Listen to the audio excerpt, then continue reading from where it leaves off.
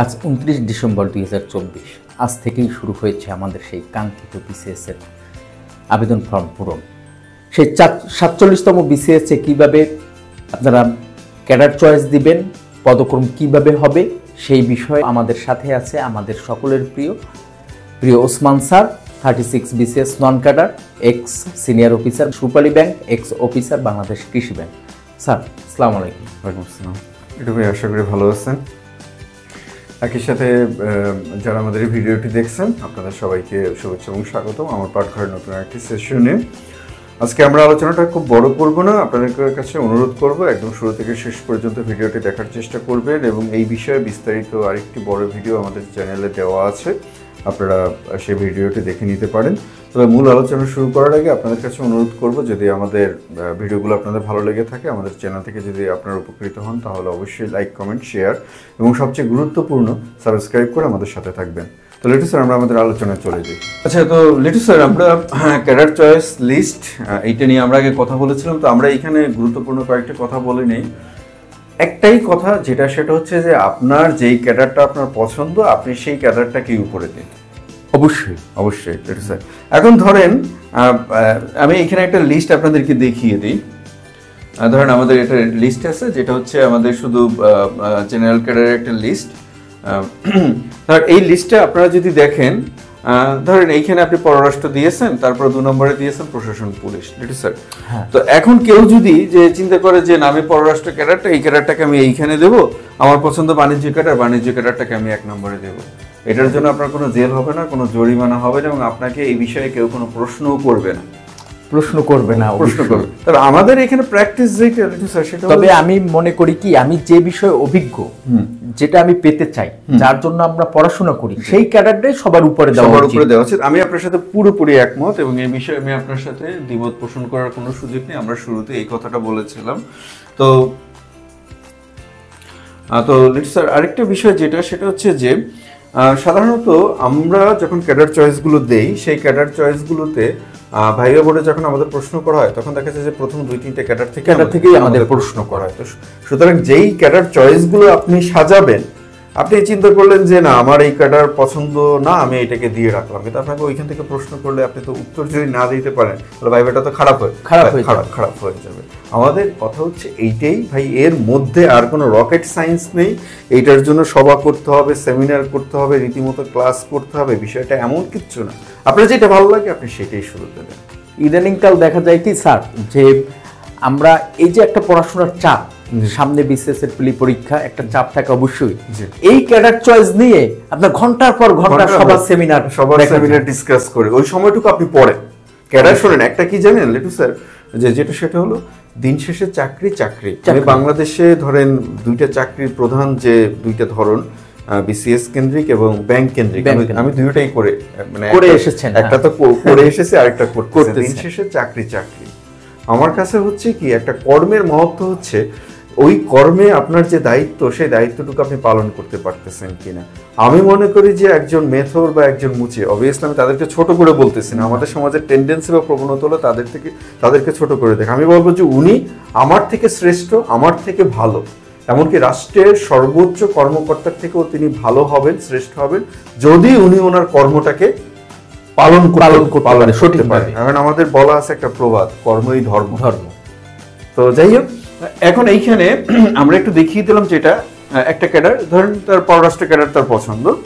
প্রথম পররাষ্ট্র ক্যাডার আমি খুব সংক্ষেপে বলে দিই। যদি আপনি ইন্টারন্যাশনাল অ্যাফেয়ার্স সম্পর্কে এবং সমসাময়িক বিষয় সম্পর্কে খুব ভালো ধারণা থাকে এবং একই সাথে যদি আপনার ইংলিশে খুব ভালো দক্ষতা থাকে, তাহলে পররাষ্ট্র ক্যাডারটাকে আপনি উপরে দেবেন। আর আরেকটা 2 নম্বর পরামর্শটা থাকবে, যদি কোনো কারণে আপনার পররাষ্ট্র ক্যাডার আপনি চয়েস দেবেন না, তো এটাকে লিস্টে রাখার দরকারই নেই। কারণ কি, পররাষ্ট্র ক্যাডার দিলে ওখান থেকে কিন্তু প্রশ্ন করবে এবং এইটা একটু অদ্ভুত দেখায় যে আপনাকে বলা হলো যে আপনি ভালো একটা জিনিস চান, দামি একটা জিনিস চান, দেখা গেল যে আপনি কম দামিটাকে উপরের দিকে রেখে দিলেন, বেশি দামিটাকে নিচের দিকে রেখে দিলেন, একটা খারাপ দেখায়। এটা আমি আবার কোনো ক্যাডারকে ছোট করে বলতেছি না, আপনারা এটাকে আবার কেউ ব্যক্তিগতভাবে নেবেন না, যেহেতু আমাদের বাংলাদেশের প্রেক্ষাপটে ফরেন অ্যাফেয়ার্স ক্যাডারটা সবচেয়ে মর্যাদাবান এবং সবচেয়ে চাহিদব্য ক্যাডার, আমি ওই হিসেবে বলতেছি।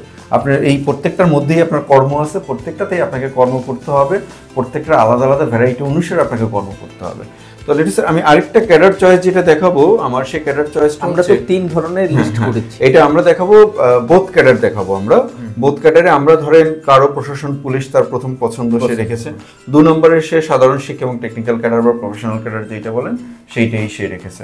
এখন এইখানে আমাদের একটা পরামর্শ থাকবে সেটা হচ্ছে যে ধরেন আপনি চিন্তা করলেন যে আমি প্রশাসন বা পুলিশ বা ট্যাক্স বা কাস্টম যদি এগুলো যদি আমি না পাই তাহলে আমি আবার টেকনিক্যাল ক্যাডারে চলে যাব।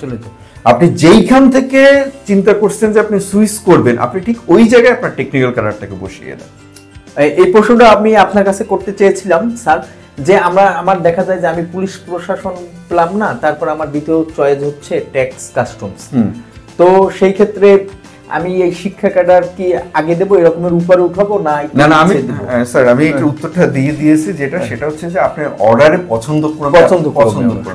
এখন কেউ চিন্তা করলো যে কেউ একজন চিন্তা আছে, যেমন ধরেন একটু ভিন্ন ধরনের, যেমন আমাকে গতকালকে একটা মানে শিক্ষার্থী বলছিল যে স্যার আমার অডিট ক্যাডারটা খুব ভালো লাগে, ওর বাবাও খুব সম্ভবত সরকারি কর্মকর্তা, বিভিন্ন সময় অডিট অফিসে যেতে হয়, অডিট ক্যাডারটা আমার ভালো লাগে স্যার, ওটাকে আমি ফার্স্ট চয়েস দিতে পারবো কিনা?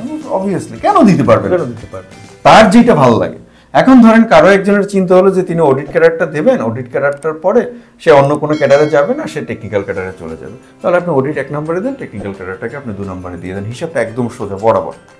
এখন কেউ চিন্তা করলো যে আমি প্রথম যে 2-3-4টা যে ক্যাডার চয়েস দিলাম এগুলো যদি আমি না পাই তাহলে আমি সোজা আমার টেকনিক্যাল ক্যাডার, এইটা নিয়ে কোনো প্রবলেম নেই। তবে হ্যাঁ, যখন আপনি জেনারেল ক্যাডারগুলো দেবেন, জেনারেল ক্যাডারগুলো দেওয়ার সময় আপনি শুধু এইটুকু জিনিস খেয়াল রাখবেন যে আপনি কোথা থেকে কাট অফ করবেন, ঠিক যেখান থেকে আপনি কাট অফ করবেন ঠিক ওইখানে টেকনিক্যাল ক্যাডারটাকে বসিয়ে দেবেন। কারণ এইখানে আপনি এই ক্যাডারগুলোকে খুব সুন্দর করে সাজিয়ে যদি টেকনিক্যাল ক্যাডারটাকে 1 নম্বরে দিয়ে দেন, তাহলে এই ক্যাডারগুলো তিনি কিন্তু আর সুপারিশ পাবেন না, মানে খুব সম্ভব। আমি মনে করি যদি এইখানে আমি সাধারণ মানে শিক্ষা ক্যাডার বা টেকনিক্যাল ক্যাডার উপরে দিলাম 1 নম্বরে, তো আমি মেধাক্রমে ফার্স্ট হয়ে গেছি বা প্রথম 10 জনের মধ্যে আছি, তখন তো আমি করি যে আমি আশা করি যে আমি পুলিশ বা প্রশাসন পেতে পারি বা ট্যাক্স বা কাস্টমস, আমার পছন্দ ওই রকমের ছিল, কিন্তু আলটিমেটলি আমার যে পছন্দটা টেকনিক্যাল ক্যাডার হয়ে গেছে ফার্স্টে, তখন তো আমি আর ওইটা আপনি পাবেন। এই বিষয়টুকু আপনি মাথায় রাখবেন যে আমি এইখান থেকে কাট অফ করব, আমি প্রশাসন বা পুলিশ আমি যদি পাই তো ভালো, না পেলে আমি আমার সাধারণ ক্যাডারে চলে যাবে। জাস্ট এইটুকু আপনার একটু মাথায় রাখবেন যে আপনি যেখান থেকে কাট অফ করবেন আপনি ওইখানে ওই ক্যাডারটাকে বসিয়ে দেবেন। আর এরপরে এরপরে আসি আমরা যে ক্যাডার 3। তো এইখানে বোথ ক্যাডার আমরা যেভাবে সাজিয়েছি, সাধারণ ক্যাডার, সাধারণ শিক্ষা, টেকনিক্যাল ক্যাডার, এরপরে দিয়েছি আমরা এই ক্যাডারগুলো। ঠিক আছে, এখানে আমার একটা প্রশ্ন আছে স্যার, যে অনেক স্টুডেন্টরা আমাদের প্রশ্ন করেন এইভাবে যে আমার যে টেকনিক্যাল ক্যাডারে পদসংখ্যা খুব কম, তবে সেই ক্ষেত্রে আমি অনেক সময় শিক্ষা ক্যাডার বা আমার প্রফেশনাল ক্যাডার বা টেকনিক্যাল ক্যাডার আমি দিতে চাই না, তো সেই ক্ষেত্রে আমার কি করণীয়?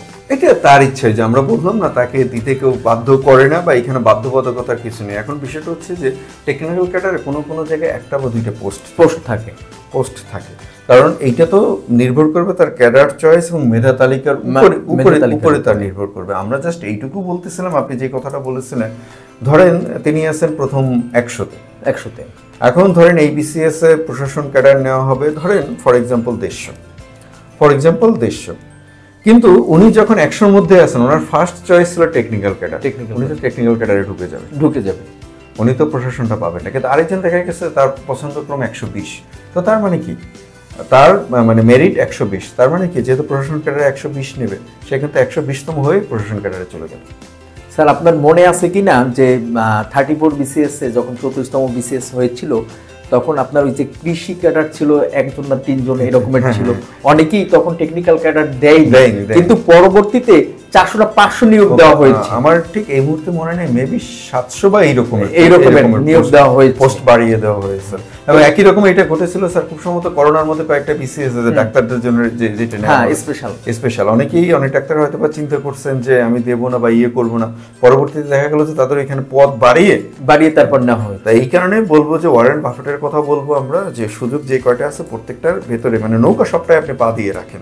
এর জন্য আমি মনে করি টেকনিক্যাল ক্যাডার যে 1টা 2টা পোস্ট আছে এর জন্য ইগনোর করবেন, এর জন্য না। আপনি মনে করেন যে টিকে গেছেন, জেনারেল ক্যাডারের টিকেট নাই, তা আপনি ওইখানে টেকনিক্যাল ক্যাডারে আপনার যাওয়ার সুযোগ আছে, ওইখানে পদ বাড়তেও পারে। পদ বাড়তেও পারে।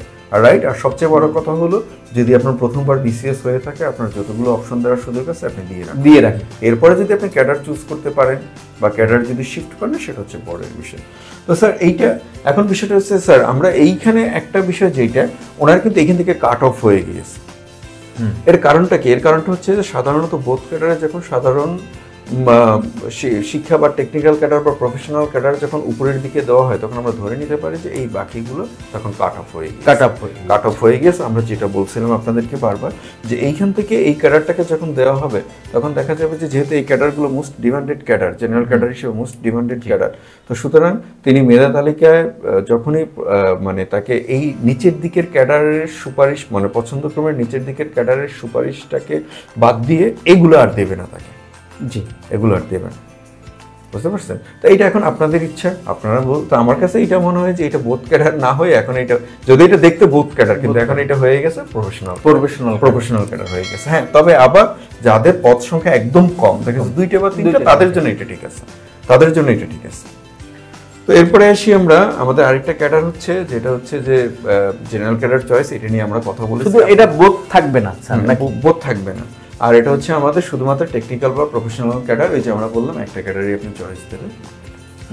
আমি এরকমও দেখেছি স্যার, আপনার জেনারেল ক্যাডার এসে শুধু একটা ক্যাডার চয়েস দিয়েছে। এটা প্রথমত প্রশাসনে আমারই বন্ধু বান্ধব কেউ হবে, তখন তাকে জিজ্ঞেস করা হয়েছিল ভাইয়া বোর্ডে যে আপনি কেন একটা ক্যাডার চয়েস দেবেন? স্যার এটা আমার পছন্দ, আমি এটা যদি পাই করবো না করবো, যদি পরবর্তীতে তিনি হয়েছিলেন।